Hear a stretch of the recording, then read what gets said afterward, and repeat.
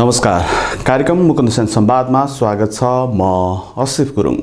पछिल्लो समय वैशाख 30 गतेको स्थानीय तहको निर्वाचनपछि लगभग देशैभरको नतिजा सार्वजनिक भइसकेको अवस्था छ र गैंडाकोट नगरपालिकामा पनि सबै वडाको नतिजा सार्वजनिकसँगै मेयर र उपमेयरको नतिजा पनि अन्तिम प्रकाशन भइसकेर नेपाली कांग्रेसका तर्फबाट मेयर पदमा मदन भक्त अधिकारी र त्यसैगरी नेपाली कांग्रेसबाटै उपमेयर पदमा शान्ति कोइराला निर्वाचित हुनुभएको छ।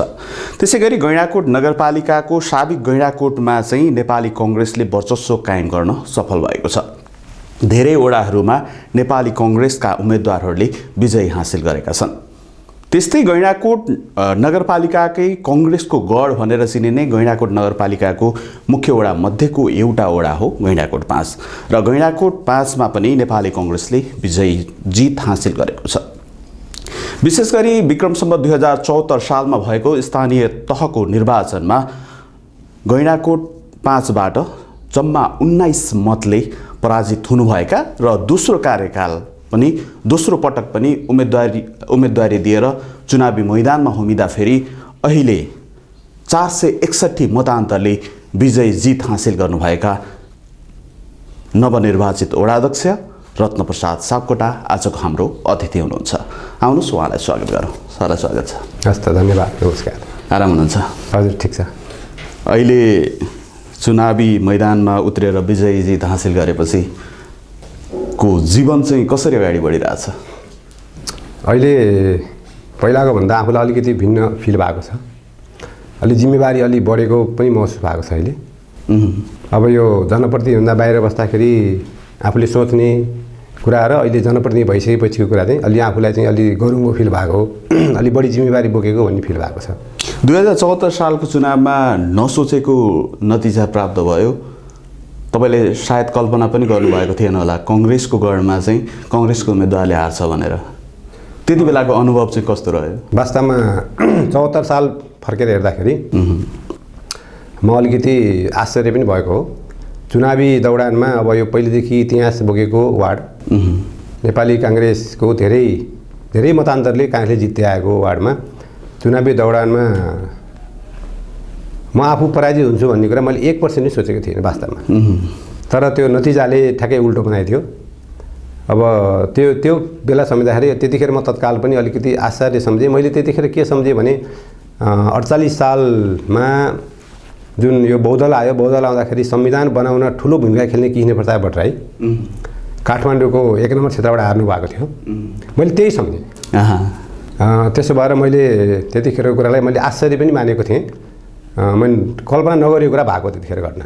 त्यति बेला जनताले चाहिँ तपाईलाई नपत्याएका हुन् कि के भएको त्यो? त्यतिखेर अब यथार्थ भन्दाखेरि नेपाली कांग्रेसभित्रको यो आन्तरिक अलिकति खिचातानी भन्नुपर्छ। अलिकति मान्छे नेतृत्व तहको बिचमा चाहिँ अलिकति थोरै हानथाप चाहिँ भएकै हो। त्यो हानथापको क्रममा मेरो विषयमा कुनै किसिमको बाहिर सङ्केत देखा परेन।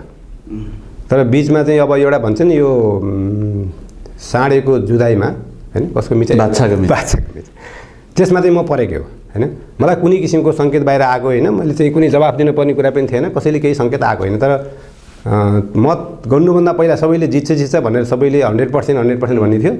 जब मत गर्न सुरु भयो अनि त्यसपछि बिस्तारै त्यहाँ चाहिँ त्यसोदेखि गएको छ। लास्टमा चाहिँ 19 मत पुगेन। तपाईँ नेपाली कांग्रेसको एउटा सच्चा इमान्दार कार्यकर्ता पनि हुनुहुन्छ, क्याडर पनि हुनुहुन्छ। विशेष गरी अहिले गैंडाकोट नगरपालिका भरि नै नेपाली कांग्रेसले जुन नतिजा हासिल गरेको छ स्थानीय तहमा, त्यो चाहिँ अपेक्षित थियो कि अनपेक्षित थियो, के थियो? होइन, अहिलेको त यो अनपेक्षित भन्नै मिल्दैन। यो गैंडाकोट नगरपालिकामा जुन हाम्रो सिट आएको छ अझै सोचे जति अझै आएन। अझै कुन वडा? अझै हाम्रो आउनुपर्ने वार्ड चाहिँ यहाँबाट हेर्दाखेरि सबै वडा आउनुपर्छ। सबै वार्ड आउनुपर्ने हो। त्यसमा पनि यतापट्टि गएर 11 नम्बर र 12 नम्बर वार्ड हारै नहुने वार्ड हार्यो हैन। त्यो जित्नै पर्ने वार्ड हो। त्यो हिसाबले अलिकति त्यहाँ पनि भित्र आन्तरिक व्यवस्थापन नपुगेको भन्ने मलाई लाग्छ। नत्र भने गैंडाकोट नगरपालिकामा नेपाली कांग्रेसको जुन वर्चस्व छ त्यो वर्चस्व अघिल्लो चुनावमा आन्तरिक द्वन्द्वले गर्दाखेरि गुमेको अहिले फर्किएको छ। तर त्यो साथीहरू धेरै सुध्रिनु भएको पनि अहिले पायौँ हामीले। तर पनि अझै केही कुराहरू सुधार्न पनि देखियो। जस्तै 11 नम्बर 12 नम्बर होइन ती वार्डहरूमा इभन 13 नम्बर पनि अहिले राम्रो हो पहिला, तर पछि गएर थोरै त्यहाँ पनि पुगेन, त्यो समस्या चाहिँ भयो। यसरी सरसर्ती हेर्दाखेरि नेपाली कङ्ग्रेसको जुन 2074 सालमा आन्तरिक विवाद जुन थियो त्यो चाहिँ अहिले 2079 सालमा आइपुग्दा चाहिँ त्यो आन्तरिक विवाद चाहिँ साम्य भयो, तसर्थ चाहिँ नेपाली कङ्ग्रेस चाहिँ एकजुट भएका कारण चाहिँ यो नतिजा हासिल गर्न सफल भएको हो भनेर हामी भन्न सक्छौँ तर 100% चाहिँ भएन, त्यसमा हामी दुःखी छौँ अझै पनि, तर धेरै हदसम्म चाहिँ त्यो साम्य भएको छ। तर यसपालि फेरि तपाईँले नेकपा एमालेको गढ मानिएको वडा नम्बर 2 पनि जित हासिल गर्नुभएको छ नि, यसलाई चाहिँ तपाईँले कसरी हेर्नुहुन्छ? यसमा त्यही हाम्रो साथीहरूको सक्रियता बढी भयो, त्यसै कारणले गर्दाखेरि अब त्यहाँको सङ्गठनमा मान्छेले परिवर्तन पनि खोज्दा रहेछन् भन्ने पनि लाग्यो। धेरै वर्षदेखि 2 नम्बर वास्तवमा नेपाली खाली गुमाएकै वार्ड हो। अब अहिले मैले मेरो सम्झनामा यो 35-36 सालदेखि नै जब चुनाव भयो त्यतिखेरदेखि नै नेपाली खाली गुमाएकै वार्ड हो यो, तर अहिले चाहिँ मान्छेहरूमा परिवर्तन चाहेका रहेछन् भन्ने पनि एउटा सन्देश दिन्छ। र युवा हाम्रो प्रकाश हुन त अर्को प्रतिपक्षमा पनि अब युवा नै हुनुहुन्थ्यो, तैपनि साथीहरूले अलिकति परिवर्तन चाहिँ खोजेका हुन् र उनीहरूले केही आशा चाहिँ 2 नम्बरमा सधैँ एउटै पार्टीलाई मात्रै किन दिनुपर्छ भन्ने कुरा पनि आएको हुनसक्छ। अनि सर जस्तै तपाईँले जो नयाँ एउटा परिवर्तन चाहेका छन् जनताले भन्दै गर्दाखेरि देशभरिकै नतिजा हेर्ने हो भने बिस्तारै राजनैतिक दलका बलिया मानेका उम्मेदवारहरू हारेका र स्वतन्त्र जो चाहिँ अघिल्लो पालि एकदम कम मात्र मत लिएर आएर उम्मेदवारी मैदानमा होमिएका स्वतन्त्र उम्मेदवारहरूले देशमा चाहिँ विभिन्न ठाउँमा जित हासिल गरेका छन्। इभन देशकै ठुलो महानगरपालिका काठमाडौँ नगरपालिकामा पनि स्वतन्त्र उम्मेदवारले जितेको अवस्था छ। यसलाई चाहिँ कसरी तपाईँले विश्लेषण गर्नुहुन्छ देशभरिको यो स्वतन्त्र उम्मेदवारीको जितलाई लिएर? यसमा म त्यति राजनीति विश्लेषक त म होइन, त्यसले मेरो चाहिँ अब्जर्भेसनमा अब यो जनताहरूले जुन किसिमको आशा अपेक्षा राखेर नेपालमा यो बहुदलीय प्रणाली सँगसँगै गणतन्त्रको स्थापना भयो र मान्छेहरूलाई बेला बेलामा चाहिँ नेतृत्व चयन गर्ने कुरा मान्छेहरूलाई मौका पनि दिइरहेका छन्। त्यो मौका पाएका व्यक्तिहरू जो नेतृत्वमा पुग्नुभयो उहाँहरूले जनताको पक्षमा जुन किसिमको व्यवहार गर्न पर्ने हो त्यो छोडेर खालि चाहिँ यो पार्टीगत कुरामा अलि बढी स्वार्थमा लागेका हुन् कि भन्ने हिसाबले मान्छेहरू चाहिँ अलिकति बिचमा अलि विचलन भएर अब यो पार्टीगत होइन कि स्वतन्त्र राम्रो मान्छे छ भने स्वतन्त्रलाई पनि दिनुपर्छ भन्ने खालको आवाज चाहिँ अलिकति आएको हो भन्ने मलाई लाग्छ। त्यसमा चाहिँ पार्टीका नेतृत्व तहका मान्छेहरू केही न केही हदसम्म सुध्रिन पर्ने चाहिँ मैले देखेको छु, जुनसुकै पार्टीको पनि त्यस्तै देखियो अहिले।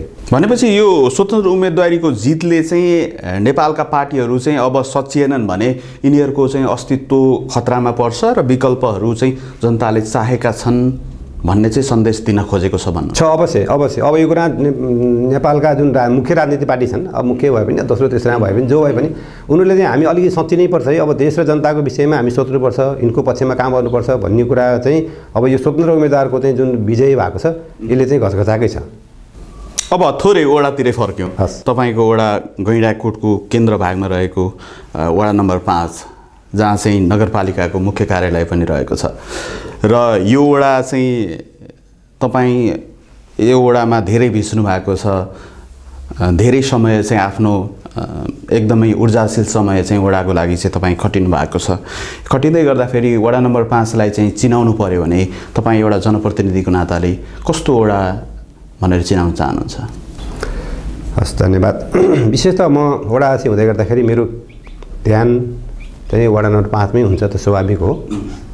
अब समयले भ्याएसम्म मेरो क्षमताले भ्याएसम्म वडाभन्दा बाहिर गएर होल नगरपालिकाले मैले चाहिँ त्यसलाई हेर्नुपर्ने छँदैछ। अहिले तत्काल हेर्दाखेरि वडा नम्बर 5मा अब 2-3टा कुराहरू विशेष फोकस गर्नुपर्ने यहाँ कुराहरू छन्। मेनली गर्नुपर्ने धेरै कुरा हुँदैन। एउटा त अब वार्ड नम्बर 5 र 4 जोडिएको जुन साइड छ, प्रत्येक वर्ष जुन बर्खाको समयमा यहाँका मान्छेहरूले चाहिँ जुन शास्ति भोग्नु परेको छ बाढीको कारणले गर्दाखेरि, अब यो वाडाकै बजेटले यो सम्पन्न हुन्छ भन्ने मलाई लाग्दैन। तर पनि हाम्रो तहबाट घचघचाउने र त्यसलाई योजना बनाएर अगाडि बढाउनु गर्न म लागि पर्छु। यो चाहिँ यहाँ भललाई चाहिँ व्यवस्थित ढल बनाएर कहीँ न कहीँ निकास गर्ने, त जयश्रीमा मिसाउने अथवा नारायणमा मिसाउने कुरा मेरो पहिलो प्रायोरिटी त्यो हुनेछ। र दोस्रोमा चाहिँ गैँडाकोट वार्ड नम्बर 5 कै दक्षिण साइडमा चाहिँ नारायण नदीले धेरै जमिन भत्काइसक्यो र पारिपट्टि भरतपुर महानगरपालिकाले अघोषित किसिमबाट नारायण नदीलाई बिस्तारै गैँडाकोटतिर धकिलिराखेको अवस्था छ। अब यो कुरालाई हामी दुईटा महानगरपालिका र गैंडाकोट नगरपालिकाको बिचमा अलिकति समझदारी कायम गरेर कोअर्डिनेसन गरेर नारायणी नदीलाई ठुलो डिस्टर्ब नगरिकन दायाँमा तटबन्धन गर्नुपर्ने त छँदैछ। त्यसमा पनि गैंडाकोट 5 मा धेरै भत्काएको हुनाले मैले नारायणी त्यो पुलदेखि दक्षिणतिर 6 नम्बरको पनि अलिक तल्लो भागसम्म यसलाई अलिकति बृहत योजना बनाएर नारायणी तटबन्धनको कुरामा म यहाँ मेरो योजना छ र म लागि पर्छु। यसमा म सम्भवतः कार्यपालिका बाट नै यो कुरामा सहयोग पुग्छ। सबैको समस्या भएको हुँदाखेरि अब यसमा काम गर्दाखेरि कोही देखिने कुरा हुन्छन्, कोही नदेखिने कुरा नि हुन्छन् र त्यस नदेखिने कुराहरूमा भनेको जस्तै भौतिक र अभौतिक कुराहरू हुन्छन्। अब बाटाघाटा पुलहरू यिनीहरू चाहिँ देखिने भए, नदेखिने कुरामा मान्छेहरूको यो स्वरोजगार निर्माण गर्ने कुराहरू, मानिसको मानवीय विकासका कुराहरू, चरित्र निर्माणका कुराहरू अर्को पाटो छ। त्यसले पनि यो विकासलाई चाहिँ ठुलो यसले चाहिँ के अरे मद्दत गराउँछ, यसले पहल गर्छ। त्यसकारण चाहिँ अब हामीले युवाहरू, महिलाहरू यिनीहरूलाई चाहिँ विशेष गरेर यो प्राविधिक तालिम दिने र सँगसँगै यहाँका सरकारी विद्यालयहरूमा यो प्राविधिक कक्षाहरू सञ्चालन गर्ने र सकिन्छ भने छुट्टै एउटा प्राविधिक विद्यालय गैंडाकोटमा खोल्नुपर्छ भनेर मैले आवाज उठाउँदै आएको छु। सम्भवतः यो कार्यकालमा मैले त्यो कार्यलाई अगाडि बढाउँछु भन्ने मलाई लागेको छ। र सँगसँगै स्वास्थ्यको क्षेत्रमा कुरा गर्दाखेरि यहाँ यो स्वास्थ्य बिमा व्यापक भएको छ। स्वास्थ्य बिमाको लागि मान्छेहरूले प्रिमियम तिर्ने, प्रत्येक वर्ष तिर्ने गर्नुभएको छ। तर गैंडाकोटवासीले जुन स्वास्थ्य बिमाबाट लिनुपर्ने सुविधा हो नि एकदम नै न्यून छ यहाँ। अब यहाँबाट भरतपुर हस्पिटल जानुपर्छ, जाँदाखेरि त्यही चितवनको मान्छेहरूको लाइन थुप्रो बसेको हुन्छ। यहाँका मान्छेहरू गएपछि लाइन देखेर हाम्रो यहाँ गैंडाकोटवासीहरू त्यो लाइनमा नबसेर अनि प्राइभेट हस्पिटल जान्छ समस्या। त्यसो भन्दाखेरि मैले यो चुनावी कुरा अनि भनियो, तर वास्तविक कुरा हो यो। फेरि चुनावी प्रचारमा चुनाव भोटको लागि भन्यो भन्ने कुरा पनि हुन्छ, त्यो नभइकन मैले वास्तविक कुरा गर्दैछु। गैंडाकोट नगरपालिकाको माताहतमा भएको जुन स्वास्थ्य चौकी छ, त्यो स्वास्थ्य चौकीलाई एउटा मिनिमम मापदण्डको हस्पिटल बनाउने जसले गर्दाखेरि स्वास्थ्य बिमाको इन्ट्री यहीँबाट होस् र यही हस्पिटलले स्वास्थ्य बिमाको रिफरल गर्न सकोस्। जब रिफरल भइसकेपछि पालिका ठुल्ठुलो हस्पिटलमा त्यसले काम गर्छ। तर इन्ट्री पोइन्टै यहाँको जनताले पाएनन्। अब विशेष गरेर 1-9 अब 10 देखि उतापट्टिको लागि त नगर अस्पतालमा पनि त्यहाँ इन्ट्री पोइन्ट अहिले सुरु हुँदैछ। र यो 1-9 को चाहिँ यहाँका जनताहरूको लागि स्वास्थ्य बिमालाई प्रभावकारी बनाउनको लागि यो यसलाई चाहिँ स्वास्थ्य चौकीलाई हस्पिटल बनाउने र स्वास्थ्य बिमाको इन्ट्री यहीँबाट गराउने कुरा मेरो योजना छ। मैले कुरा राखिसकेको छु र यो चाहिँ मलाई लाग्छ यो पहिलो परिषदमै यो पास हुन्छ भन्ने मलाई लागेको छ। भनेपछि वडाको विकास चाहिँ अब तपाईले यसरी बढाउँदै हुनुहुन्छ? हजुर, जनतालाई यही भन्न चाहनुहुन्छ? हजुर, विशेष गरेर यहाँका बाटाघाटाहरू हैन, बिचका चाहिँ अब अहिले बनेका पिचहरू छन्, यी पिचहरूमा अलिकति अव्यवस्थित जस्तो पनि छ, काम नभएको होइन। तर यहाँ बिस्तारै घर भर्दै गएपछि त्यो घरबाट निक्लेको पानी कहाँ जाने हो भन्ने अहिलेसम्मको अत्तो छैन क्या। अब बन्ने संरचनाहरू अथवा बनेकै संरचना पनि अब नाली सहितको संरचना, बाटो बन्छ भने कालोपत्रे बाटो त बन्छ नै, त्यो भन्दाखेरि नाली सहितको बाटो बनाउने कुरा मेरो योजना छ, त्यो बन्छ भने। तपाईले एउटा राम्रो कुरा चाहिँ उठाउनु भयो, जस्तै पिचहरू निर्माण गर्दा चाहिँ अहिले सरकारले चाहिँ नाली सहितको पिचको चाहिँ अवधारणा लिएर आएको अवस्था छ। किनकि यसरी गर्दाखेरि चाहिँ पिचको आयु बढ्ने र पानीको निकास चाहिँ सहजै हुने, जसका कारण चाहिँ डुबानको समस्या चाहिँ कति पनि नरहने जुन चाहिँ उद्देश्यका साथ चाहिँ यो अवधारणा ल्याइएको छ। यो अवधारणा अनुसार चाहिँ पछिल्लो समय 2074 सालमा निर्वाचित भएका जनप्रतिनिधिहरूले आफ्नो वडामा चाहिँ पिच गर्दाखेरि चाहिँ नाला नराखिकन चाहिँ पिच गरेको धेरै हामीले देख्यौँ। अब चाहिँ यो कुरा चाहिँ सुधार्दै हुनुहुन्छ तपाईँ? यो सुधार्नै पर्छ। अहिले मान्छेहरूलाई तत्काललाई अब कोही ठाउँमा अप्ठ्यारो पनि मान्नु होला, तर कालान्तरमा गएर त्यसले चाहिँ राम्रो काम गर्छ। हामीले काम गर्दाखेरि यो क्षणिक मात्रै होइन, हामीले अलिक दीर्घकाललाई भोलि आउने सन्ततिले पनि नसरापुन् भन्ने हिसाबले सोचेर काम गर्नुपर्ने हुन्छ। अहिले तत्काललाई कसैले सेन्टिमेन्ट लिनको लागि, तत्काल ताली खानको लागि काम गरिन्छ नि, त्यो काम गर्दाखेरि यसले दीर्घकालमा के असर गर्छ भन्ने सोच्नु पर्यो। ताली त काम गरेपछि स्वाभाविक हो, तर तत्कालको क्षणिक ताली होइन, यो चाहिँ दीर्घकालसम्मलाई चाहिँ पछि आउने सन्ततिले है हाम्रा अगाडि अग्रजहरूले चाहिँ राम्रै काम गर्नुभएको छ, यसले चाहिँ हाम्रो राम्रो गर्यो भन्ने चाहिँ हामीले सोचेरै प्लान बनाएर काम गर्नुपर्छ। भनेपछि सबै जनप्रतिनिधिहरूलाई तपाईँ यो पनि भन्न चाहनुहुन्छ, यो पिच बनाउने सवालमा चाहिँ छडिक हेरेर चाहिँ नगर्नु होला, दीर्घकालीन रूपमा चाहिँ नाला सहितको पिच चाहिँ निर्माण गर्नु होला? अवश्य। म कार्यपालिकाको सदस्य हुँदै गर्दाखेरि हाम्रो कार्यपालिकाका सम्पूर्ण साथीहरूलाई मैले आफ्नो भिजन, हुन त अरू साथीहरूसँग भिजन छ नभएको होइन, तर त्यो भिजनसँग अरूको भिजन नै मिल्न सक्छ, हामी सहकार्य गरेर काम गर्न सक्छौँ। त्यो कुरा चाहिँ म उठाउँछु र अब आउने कामहरू चाहिँ सबै नाली सहितको नै बाटोहरू पिचहरू बन्छन्। अनि विशेष गरी यो नारायणी तटबन्धको कुराकानी गर्दाखेरि चाहिँ दक्षिणतिर चाहिँ चितवन साइडमा चाहिँ अलि बढी तटबन्ध भएको अवस्था छ, तर गैंडाकोटमा चाहिँ तटबन्ध त्यति हुन सकेन। यसभन्दा अगाडिका जनप्रतिनिधिहरू, मेयर लगायत वडाध्यक्षहरूलाई पनि यी प्रश्न चाहिँ जनताले गरेका थिए, किन हुन सकेन भनेर पहल गर्दाखेरि, हामीले मिडियाबाट पहल गर्दाखेरि चाहिँ यसमा चाहिँ प्रदेश र सङ्घको चाहिँ बजेट नल्याएसम्म चाहिँ काम गर्न सकिँदैन भनेर चाहिँ उहाँहरूले जवाब दिनुभएको थियो। अब उहाँहरूको बारेमा धेरै टिका टिप्पणी गर्दिनँ, तर वास्तवमा नारायण तटबन्धन भनेको यो पहिला जनताको तटबन्धन भन्ने एउटा नामले आएको थियो, अनि पछाडि गएर नारायण तटबन्धन भन्ने यो योजना आयो। यो नारायण तटबन्धन भनेको चाहिँ मेरो बुझाइमा के छ भने यो चाहिँ केन्द्रीय स्तरको कार्यक्रम हो। यो कुनै पनि नदी नालाहरूमा तटबन्धन गर्दाखेरि यो अन्तर्राष्ट्रिय मान्यता पनि हो, राष्ट्रिय मान्यता पनि हो। त्यो तटबन्धन अथवा संरक्षण गर्दाखेरि पारिपट्टि वारिपट्टि दुईटै किसिमले समान किसिमले काम गर्नुपर्ने हुन्छ। यो एउटा चाहिँ मान्यता पनि हो र यो ऐनमा लेखेको कुरा पनि हो। अब हाम्रो वास्तवमा विगतको चाहिँ जनप्रतिनिधिमा के कुरा चाहिँ ख्याल भएन भने यो नारायणीमा तटबन्धन हुँदैछ भन्दाखेरि भरतपुरसँगको कोअर्डिनेसन कम भयो। अब भरतपुरको पहलमा बजेट आएको होला, केही ठुलो रकम आएको होला, तर यो भरतपुरको मात्रै हेर्ने नारायण नदी भनेको नवलपरासी अथवा नवलपुर चितवन दुवैको बिचबाट बगेको नदी बनाउँदाखेरि समान किसिमले काम गर्नुपर्ने हुन्छ। यो कुरा हाम्रो साथीहरूले टाइममा कुरा उठेन। पछिल्लो चरणमा जब यो कार्य चाहिँ अन्तिम हुने बेला भयो, त्यो बेलामा चाहिँ अलिअलि कुरा चाहिँ सुरु भयो बल्ल, तर सुरुमै कुरा उठेको भए जस्तै अब यो अहिले पुलभन्दा माथिको भाग छ, पुलभन्दा माथिको भाग पनि पारितिर भरतपुर नगरपालिकाले यो चितवन महोत्सव गर्दै जाँदाखेरि चितवन महोत्सवलाई व्यवस्थित गर्ने भन्दै जाँदै प्रत्येक वर्ष चाहिँ 1-1 मिटर अथवा त्यस्तो खालको चाहिँ दिवाल उठाउँदै संरक्षण भएको छ भने गैँडाकोट साइडतिर चाहिँ केही पनि भएको छैन। वास्तवमा त्यो गर्दाखेरि सँगसँगै पनि गर्नुपर्ने हो नि। त्यो कुरा चाहिँ हाम्रो जनप्रतिनिधिहरूबाट अथवा अगुवा साथीहरूले त्यो आवाज उठाउनु भएन। आवाज नउठाइकन कसैले वास्ता नै गर्दैन क्या। पारीको मान्छेले वारी आएर उनलाई के चासो भयो, भाषण चासो राख्दैनन् पनि। त्यसो भएर हामीले त्यहाँ अलिकति आवाज उठाएको भए सँगसँगै काम हुन्थ्यो। अब सँगसँगै काम हुँदैन भने नगरौँ भनेर भन्न सक्नु पर्थ्यो, त्यो भएन। त्यो नहुँदै गर्दाखेरि अहिले सबै त्यो माथिदेखि लिएर तपाईँको पुलदेखि माथिदेखि तलसम्म भरतपुरले आफ्नो जमिन सुरक्षा गर्ने हिसाबले राम्रो बनाएको छ। त्यसको पानीको हलको चाहिँ के हो, गैँडाकोटतिर आयो। त्यसले गर्दाखेरि विशेष गरेर गैँडाकोट को पुलदेखि दक्षिणतिर अझ गैँडा 5 नम्बरकै साइडमा धेरै जमिन भत्का, राधाकृष्ण मन्दिरको साइडमा त त्यसको उत्तरतिर धेरै जमिन फालिसक्यो। मलाई थाहा छ त्यहाँ जनकमाविको 12-14 कट्ठा जमिन थियो साइडमा, त्यो अहिले हेर्दाखेरि 2 कट्ठा चाहिँ छैन। सबै नदी त्यहाँ नदी बगेको छ अहिले। त्यस्तो अवस्था त्यस कारण चाहिँ यी कुराहरूलाई अलि नजरअन्दाज गरियो क्या। मान्छे अलिकति हल्का फुल्का किसिमले हिँडेको जस्तो मलाई लाग्यो। अहिले तपाईँ जनप्रतिनिधि भएर आउनु भएको छ र स्थानीय तहमा पनि नेपाली कङ्ग्रेसकै चाहिँ स्पष्ट बहुमत देखिन्छ। अब काम गर्न सजिलो होला नि त। प्रदेशमा पनि तपाईँकै सरकार छ, सङ्घमा पनि तपाईँकै सरकार छ र पहल गर्ने ठाउँमा पनि तपाईँहरू हुनुहुन्छ। अब गैँडाकोटवासीले चाहिँ ढुक्क हुन सक्छन् यहाँ चाहिँ तटबन्ध हुन्छ र गैँडाकोटको जमिनहरू संरक्षण हुन्छ भनेर। अब यसमा यसो छ असिबी, यसमा कुरा के छ भने अहिले तत्कालको कुरामा यसो हेर्दाखेरि गठबन्धनको सरकार छ। गठबन्धनको सरकारमा नेपाली यो प्रदेशमा नेपाली काङ्ग्रेसकै मुख्यमन्त्री हुनुहुन्छ। त्यसले गर्दाखेरि केही न केही हदसम्म त हामीलाई काम गर्न सहज हुन्छ भन्ने मलाई लागेको छ।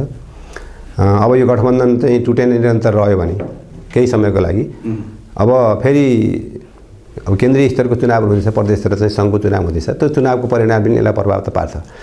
यो पार्दै गर्दाखेरि नि हामीले योजनाहरू चाहिँ राम्रो बनाएर लिएर गयौँ भनेदेखि जुनसुकै पार्टीको नेतृत्व भए पनि यहाँको जनप्रतिनिधिले जनपक्षीय योजना बनाएर लिएर गइयो भने अवश्य पनि त्यो काम चाहिँ सफल हुन सक्छ भन्ने मलाई लाग्छ।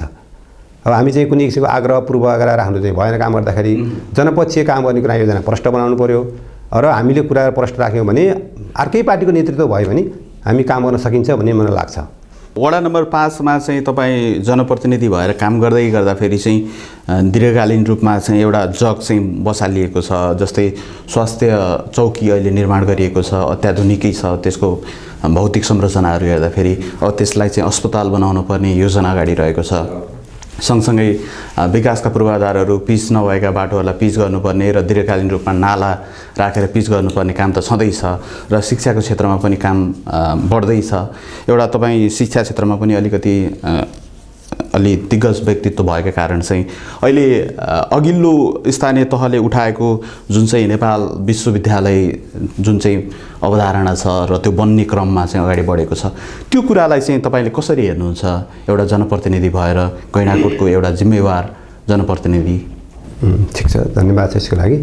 विशेष त म एउटा वडा अध्यक्षको हैसियतले कुरा गर्दाखेरि मेरो बढी मेरो चाहिँ फोकस चाहिँ वार्डमै हुन्छ।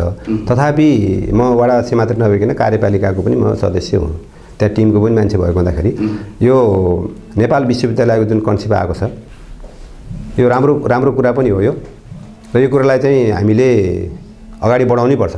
यो नेपाल विश्वविद्यालय जुन गैंडाकोट नगरपालिकाभित्रै एरियामा बस्ने जुन प्रस्तावित पनि छ, अगाडि बढिरहेको पनि छ, यसले गर्दाखेरि गैंडाकोट नगरपालिकाको एउटा साख बढ्छ, नगरपालिकाको एउटा इज्जत पनि बढ्छ, र यहाँका व्यक्तिहरूले शिक्षा लिने कुरामा सहज पनि हुन्छ। त्यस कारण चाहिँ म आफ्नो व्यक्तिगत तर्फबाट र एउटा नगर कार्यपालिकाको प्रतिनिधिको हिसाबले, वडाको हैसियतले यो नेपाल विश्वविद्यालय विकासको लागि आफ्नो तहबाट भरपुर सहयोग गर्छु, र यो सँगै त नगरपालिकाबाट पनि यसको लागि चाहिँ कार्यक्रमलाई निरन्तर अगाडि बढाउन हामीले सहयोग गर्छौँ, र विशेष गरेर आफ्नो पहल हुन्छ त्यहाँ बढाउने कुरामा चाहिँ। भनेपछि यसमा सकारात्मक पहल हुन्छ अवश्य पनि, त्यो गर्नैपर्छ। अब थोरै वडाको अन्य विकासहरूको कुरा पनि जोड्यौँ, जस्तै वडाको सँगसँगै विकासका लागि, वडाको समृद्धिका लागि चाहिँ विशेष गरी महिला, बालबालिका, वृद्ध सबैको चाहिँ हेर्नुपर्ने अवस्था रहन्छ। अनि विशेष गरी वडाको समृद्धि चाहिँ त्यहाँको आय आर्जन उपार्जन, त्यहाँको महिला, त्यहाँको युवा शक्तिलाई चाहिँ कसरी चाहिँ अर्थ उपार्जनसँग जोड्न सक्नुहुन्छ, त्यसले पनि मुख्य अर्थ राख्दछ। त्यसका लागि चाहिँ तपाईँको प्रयासहरू के रहन्छन्? महिलाहरूको हकमा चाहिँ कसरी चाहिँ उद्यमशीलतासँग जोड्दै हुनुहुन्छ, युवाहरूलाई कसरी चाहिँ उद्यमी बनाउँदै हुनुहुन्छ, र उद्यमी बनेका युवाहरूलाई कसरी चाहिँ एउटा जनप्रतिनिधि भएपछि त्यसलाई एउटा दीर्घकालीन रूपमा अगाडि बढाउनका लागि कसरी पहल गर्नुहुन्छ? विशेष गरेर यो भौतिक र अभौतिक कुरा मैले अघि गरिसकेँ। यो कुराहरूमा यो अभौतिक रूपमा हुने कुराहरू, विकासका कुराहरू हुन्। विशेष त रोजगारीका दुईवटा कुरा भए, एउटा त यो कल कारखानामा गएर अर्काको चाहिँ काम गर्ने, जाहिर खाने, महिना मरिसी पैसा लिने कुरा भयो। अब अर्को भनेको चाहिँ स्वरोजगारको कुरा भयो। अब हामीले यो उद्योग धन्दा खोल्ने गर्ने कुराहरू भन्दाखेरि हामीले वार्डको बजेटबाट वार्डले सोचेर भर्खर हुन सक्ने कुरा पनि अब हो कि होइन, त्यो केन्द्रीय स्तरको कुरा भएको हुँदाखेरि हामीले विशेष फोकस गरेको स्वरोजगारमै हो। अब स्वरोजगारको लागि अब यहाँको यो मार्केट, अब गैंडाकोटमा आफै पनि बिस्तारै यो मार्केट डेभलप भइरहेको छ भने विशेष त यो नारायणगढको बजारलाई हामीले चाहिँ अलिकति यसलाई क्यास गर्नुपर्छ। यसलाई गर्दै गर्दाखेरि विशेष त यहाँको महिला, बालबालिका भन्दा नि बालकहरू, युवाहरू, अब यिनीहरूलाई चाहिँ यो प्राविधिक तालिमहरू, स्वरोजगारसँग सम्बन्धित तालिमहरू अब महिलाहरूको लागि केही हदसम्म नभएको होइन। अब तिनीहरूलाई तालिम दिँदै गर्दाखेरि तालिम लिने मान्छे पनि कसरी छनौट गर्ने, क्या नि भन्ने अर्को कुरा पनि छ। त्यो कुरा पछि हामी टोल विकास संस्था मार्फत त्यो कुराहरू हामी गर्छौँ, र विशेष गरेर यो प्राविधिक तालिमहरू, त्यही त तपाईँले यो प्राविधिक तालिम र विभिन्न सिपमूलक तालिमहरू दिँदै गर्दाखेरि चाहिँ अघिल्ला जनप्रतिनिधिहरूले पनि गरेको गल्ती, त्यो तालिम चाहिँ तालिमकै नाममा मात्र सीमित भएको छ, त्यसले चाहिँ एउटा व्यावसायिक रूप लिन सकेको छैन, उद्यमी बनाउन सकेको छैन। त्योतर्फ चाहिँ तपाईँ कसरी केन्द्रित रहनुहुन्छ? विशेष गरेर मेरो सोचाइ चाहिँ के छ भने जुन मान्छेले तालिम लिन्छ त्यो तालिम लिने मान्छे चाहिँ व्यवसाय गर्न सम्भावित मान्छे हुनु पर्यो। उसले तालिम लिएर व्यवसाय गर्दाखेरि अरू मान्छेलाई पनि उसको व्यवसायमा रोजगारी दिन सकोस्, त्यस्तो मान्छेहरूलाई चाहिँ हामीले तालिममा छनौट गर्नुपर्छ। अब तालिममा यो तालिमी अथवा सहभागी छनौट गर्ने क्रममा अलिकति त्यो कुरा ख्याल नगरिकन भद्रकल तालले छनौट गरियो भने खालि तालिमको लागि तालिम मात्रै हुन्छ। अब मेरो अगुवाईमा अथवा हाम्रो टिमको अगुवाईमा काम गर्ने सिलसिलामा त्यस्तो सहभागी हामी छान्ने प्रयास गर्छौँ। जुन सहभागीले तालिम लिइसकेपछि उसले केही न केही व्यवसाय सुरु गरोस्, र उसको व्यवसायबाट उता आफै स्वरोजगार त उसको हुन्छ नै, त्यसमा अरू 2-4 जना मान्छेलाई पनि रोजगार दिन सकोस्, त्यस्तो मान्छेहरू हामी छनौट गर्छौँ। र सँगसँगै त्यसमा महिला, अब युवा जो पनि हुन सक्छन्, विशेष त्यो गर्छौँ भने अर्को कुरा चाहिँ मैले सोचेको अहिले भनिसकेको छु, यहाँका विद्यालयहरूमा प्राविधिक शिक्षा नै सुरु गर्ने, जसले गर्दाखेरि आफू आत्मनिर्भर हुन सकोस्। कि अहिले चाहिँ समस्या के छ भने एउटा पाइप फुट्यो भने एउटा प्लम्बरलाई बोलाउनु पर्यो, एउटा बल्ब चाहिँ फ्युज गयो भने पनि अनि फेरि बिजुलीको मान्छे बोलाउनु पर्यो। भनेपछि अहिलेको शिक्षा चाहिँ अलिकति प्राविधिक नभएका कारण चाहिँ अलि अनुत्पादकहरू चाहिँ बढिरहेका, एकदम समस्या, परनिर्भरता बढिरहेको छ। यो परनिर्भरतालाई घटाएर आत्मनिर्भर बन्ने कुरा चाहिँ मेरो चाहिँ जोड हुनेछ। यसरी चाहिँ अगाडि बढ्दै हुनुहुन्छ। हजुर, तपाईँले यो रोजगारी सिर्जना गर्ने, स्वरोजगार बनाउने भन्दै गर्दाखेरि चाहिँ अहिले कोभिडका कारण चाहिँ धेरै व्यवसायहरू थला परेका अवस्था छन्। विशेष गरी युवाहरू विदेशबाट फर्केर नेपालमै केही गर्छु भन्ने युवाहरू पनि कोभिडका कारण चाहिँ थला परेका छन्, र ती थला परेका युवाहरूलाई चाहिँ उठाउनका लागि चाहिँ स्थानीय तहबाट, राज्य तहबाट चाहिँ कुनै पनि प्रयासहरू चाहिँ देखिँदैन। त्यसका लागि चाहिँ तपाईँको नगरपालिकामा चाहिँ यसका लागि चाहिँ केही पहल गर्नुहुन्छ कि के छ? त्यो त अवश्य पहल नगर्ने कुरै हुन्न। हाम्रो त एउटा क्षमताले भ्याएसम्म, अब नगरको क्षमता, त्यसमा पनि वार्डको क्षमता, अनि त्यो अनुसार भ्याएछन् हामीले त्यस्तो समुदायलाई जो युवाहरू विदेशबाट आएर नेपालमा काम गर्छ भनेर कसिनु भयो, बिचमा फर्किनु नि भयो, सुरुवात पनि गर्नुभयो। कोभिडको कारणले गर्दाखेरि झन् उल्टो भयो, फेरि ती मान्छेहरू के भन्छन्, युवाहरू फेरि रिटर्न ब्याक होइन। अब त्यो खालको चाहिँ कुरा भइरहेको अवस्था छ। त्यसलाई हामीले चाहिँ एकदम ध्यानपूर्वक सोच्नैपर्छ।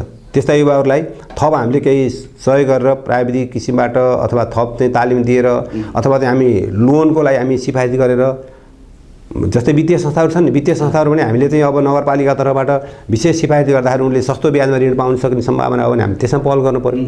त्यो खालको भयो भने उनीहरूलाई चाहिँ अलिकति उत्साह हुन्छ र काम पनि गर्न सुरु हुन्छ। अब कोभिडको सधैँ यस्तो नहोला होइन, हुन त कोभिड जस्तो अर्को आउला भविष्य कसैले भन्न सकिन्न, तर अब कोभिड चाहिँ मन्त्र भएको छ। अब कोभिडलाई मान्छेहरूले पचाइसकेको अवस्था पनि छ। अब त्यस्ता युवाहरूलाई हामीले चाहिँ अलिकति सस्तो ब्याजमा ऋण पाउने खालको वातावरण हामीले तयार गर्नुपर्छ। अब जम्मा नगरपालिकाबाट सिफारिस गरेर हुन्छ कि अथवा त्यस्तो खालको वर्ग छनौट गर्ने हो कि, त्यो कुरा हामीले सोच्नै पर्छ। अनि अब थोरै बालबालिका कुराकानी गरौँ। जस्तै गैँडाकोट नगरपालिकामा हेर्ने हो भने 2वटा वडा चाहिँ बालमैत्री वडा घोषणा भइसकेको अवस्था छ र वार्ड नम्बर 5 ले पनि प्रयास गर्ने भनेर चाहिँ सुनिएको थियो। यद्यपि के कस्तो भएको छ थाहा चाहिँ छैन। अब कसरी अगाडि बढ्दैछ? बालमैत्री वडा घोषणा गर्दै हुनुहुन्छ कि के छ? अब बालमैत्रीको कुरा त एकदम महत्त्वपूर्ण कुरा हो होइन। अब यहाँ केही वडामा विशेष गरी 1 नम्बर वार्डले चाहिँ घोषणा गरिसकेको अवस्था पनि छ। 1 र 11 पनि हो के सिक त। अब हामीले बालमैत्रीको लागि 5 नम्बर वार्डले पनि पहिला पनि कार्यक्रम चाहिँ नआएको होइन, आएको होइन। अब जनप्रतिनिधिहरूले अलिअलि सूचना चाहिँ गर्नुभएको थियो, तर त्यो लागू हुन सकेन। अब अहिले पनि बालमैत्री बालबालिकाहरूलाई हामीले छोड्नु हुँदैन। बालबालिकाको विकास नै भोलि बिहानको चाहिँ ती बालबालिका नै भोलि त भविष्यका कर्णधार भन्ने हामीलाई थाहा छ। त्यो हिसाबले बालमैत्री वार्ड घोषणा गर्ने कुरामा हामीले विशेष गरेर यहाँ बढ्ने भौतिक संरचनाहरू, घरदेखि सार्वजनिक निर्माणका कार्यहरू र यहाँ बालबच्चाहरूको लागि चाहिँ खेल्ने पार्कहरूको निर्माणको कुराहरू हामी चाहिँ सोच्छौँ। यद्यपि अब गैँडाकोट 5 मा अहिले हेर्दाखेरि त्यस्तो सार्वजनिक फराकिलो ठाउँ चाहिँ छैन। तथापि मैले सोचेको कुरा के छ भने गैँडाकोटभित्र भएका सार्वजनिक विद्यालयहरूको कुरै कर्नरमा मैले सोचाइ छ, भोलि हामी लागू गर्न प्रयास गर्छु। जस्तै जनकमाविको एरिया छ, एउटा कर्नर चाहिँ बालबालिकाको लागि चाहिँ एउटा बनाउने, त्यो एरियाको लागि हुने भयो। जस्तै सरस्वती स्कुल प्राइभेट स्कुल छ, त्यो स्कुलको पनि एउटा कर्नर चाहिँ त्यो एरियाका बालबालिकाहरूलाई एउटा बाल उद्यान अथवा खेल्ने ठाउँ पार्कहरू निर्माण कुरा चाहिँ मैले सोचिरहेको छु होइन। त्यो एउटा पाटो हो भने अर्को पाटो चाहिँ यो प्रत्येक घरमा निर्माण हुने कुराहरूमा पनि बालमैत्री निर्माणहरू गर्ने, सार्वजनिक चाहिँ जुन विद्यालय छन् भवनहरू छन् ती भवनहरू पनि यो बालमैत्री खालका चाहिँ निर्माणहरू गर्ने, अपाङ्ग मैत्री निर्माण भौतिक निर्माण गर्ने कुरामा चाहिँ हाम्रो निगरानी अवश्य हुन्छ। र त्यो नक्सा निर्माण गर्दाखेरि भवन निर्माण गर्दाखेरि बालमैत्री छ कि छैन, अपाङ्ग मैत्री छ कि छैन भन्ने कुरा चाहिँ हाम्रो चाहिँ अनुगमन हुन्छ त्यसमा। अहिले तपाईले यो भन्दै गर्दाखेरि चाहिँ विशेष गरी यो जग्गा जमिनहरू चाहिँ अलिकति कमी भएको ठाउँमा चाहिँ वडाकै विशेष पहलमा चाहिँ सार्वजनिक जग्गाहरूको खोजी गर्ने र ती जग्गाहरूलाई संरक्षण गरेर पनि बालमैत्री बनाउने प्रयासहरू पनि नगरपालिकामा विभिन्न वडामा भएका छन्। त्यस्ता जग्गाहरू चाहिँ गैँडाकोट 5 मा के देख्नुहुन्छ, छ कि छैन? सार्वजनिक जग्गाहरू कसैले व्यक्तिगत अतिक्रमण गरेर बसिराख्नु भएको छ कि के छ? त्यो त हाम्रो खोजी हुन्छ। अहिले भर्खरै मेरो पिक्चरमा ठ्याक्कै यो जग्गा चाहिँ व्यक्तिले चाहिँ क्याप्चर गरेको भन्ने चाहिँ 5 मा चाहिँ छैन। अब अलिकति जग्गा निकाल्न सक्ने हो भने तटबन्धन राम्रोसँग गरियो भने नारायणी किनारे हो। नारायणी किनारमा नारायणले धेरै जमिन भत्काएको छ, नम्बर जग्गा भत्काएको छ, ओइलेन जग्गा नै भत्काएको छ। त्यो ओइलेन जग्गालाई हामीले चाहिँ तटबन्धन गर्दाखेरि आफ्नो चाहिँ सिमाना लिन सकियो भने नारायणी किनारमा त्यो जग्गा संरक्षण गर्ने, त्यहाँ बाल उद्यानको सँगसँगै त्यहाँ चाहिँ यो एउटा पर्यटकीय क्षेत्र पनि विकास गर्ने सम्भावना मैले देखेको छु। नारायणी पुलदेखि तलपट्टि त्यहाँ नारायणी पनि अलिकति ताल परेको अवस्था पनि छ। त्यो जग्गालाई हामीले तटबन्धन गरेर त्यहाँ साइडमा पार्कहरू बनाउने, त्यहाँ चाहिँ अब बोटहरू चलाउन सकिने सम्भावना छ। अहिले बोटको कुरा गर्दाखेरि नारायणी नदीमा जुन बोटको ठेक्का दिने गरेको छ गैँडाकोट नगरपालिका, त्यसमा एकदम चाहिँ बाहिर परेको चाहिँ फिल भएको छ। यो भरतपुर नगरपालिकाले टोटल्ली एकलौटी किसिमले ठेक्का लगाउने भएको छ। त्यो कुरा नि हामी बसेर छलफल गर्छौँ र हाम्रो एरियामा चाहिँ यदि गर्ने हो भने दुईटाको पार्टनरसिपमा साझेदारीमा गर्नुपर्ने पनि हुनसक्छ होला, त्यसको इन्कम चाहिँ सेयर गर्ने हिसाबले। होइन भने गैँडाकोटले गर्ने हो भने गैँडाकोटको छुट्टै एरिया पनि लिन सकिन्छ। त्यो हिसाबले पनि अब त्यो विशेष त सार्वजनिक जग्गालाई संरक्षण गर्ने भनेको तटबन्धनै सबभन्दा ठुलो कुरा त्यही हो। अब यो राष्ट्रिय योजना नि परेको छ र यसमा गैँडाकोट वार्ड नम्बर 5 ले त्यो कुरामा विशेष पहल गर्छ।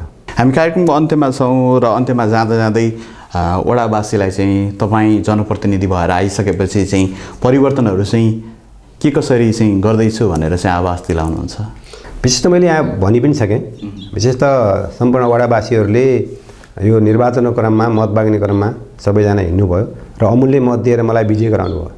सबै वडावासीहरूलाई मेरो हृदयदेखि नै सबैजनालाई मैले आभार एवं धन्यवाद प्रकट गर्न चाहन्छु। र आउने दिनमा यहाँका भौतिक निर्माणका कुराहरू ले यहाँका वार्डवासीहरूलाई अवश्य पनि एउटा समृद्ध वार्ड, एउटा विकसित वार्ड, नमुना वार्डको सुरुवात भयो भन्ने चाहिँ आवाज हुने गरेर मैले काम गर्नेछु। यहाँहरू सबैलाई मैले ढुक्क हुन पनि अनुरोध गर्छु र हुने जुन नगरपालिकाबाट दिने अथवा वार्डबाट दिने जुन सेवा हुन्छ ती सेवाहरूलाई चुस्त दुरुस्त बनाउने कुरामा लागि गर्छु। म एउटा सुशासनको वकालत गर्ने व्यक्ति पनि हुँ र त्यस कारणले यो व्यापक रूपमा जुन देशभरि भ्रष्टाचारका कुराहरू चाहिँ पनि आइरहेका छन्। कहीँ भ्रष्टाचार गर्यो भनेर सुनिएका पनि छन्, कहीँ गरेका पनि छन्। त्यो कुरा गर्दाखेरि म आफू चाहिँ यो भ्रष्टाचारको विरुद्धमा र म आफूबाट कुनै किसिमको भ्रष्टाचार हुने छैन। मेरो चाहिँ यो जिरो टोलरेन्स भन्ने हुन्छ नि शब्द, शून्य सहनशीलता कुरा म एकदम त्यसमा आफू नै संवेदनशील छु।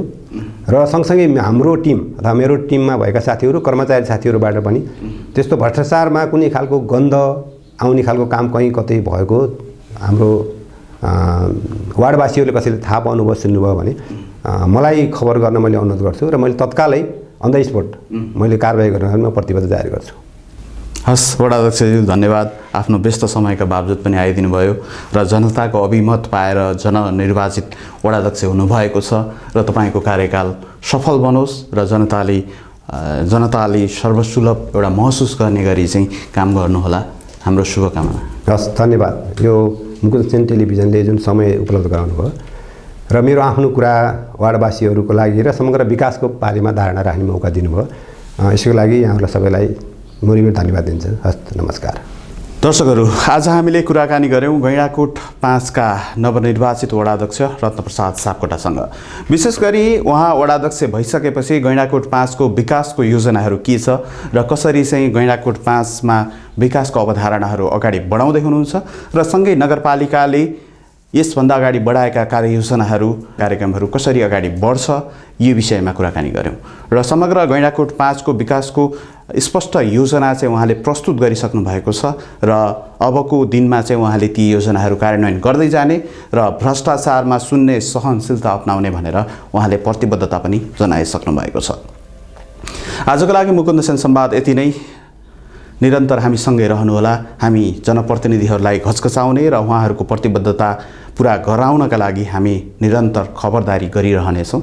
आजको लागि भने हामी छुट्टिन्छौँ। नमस्ते।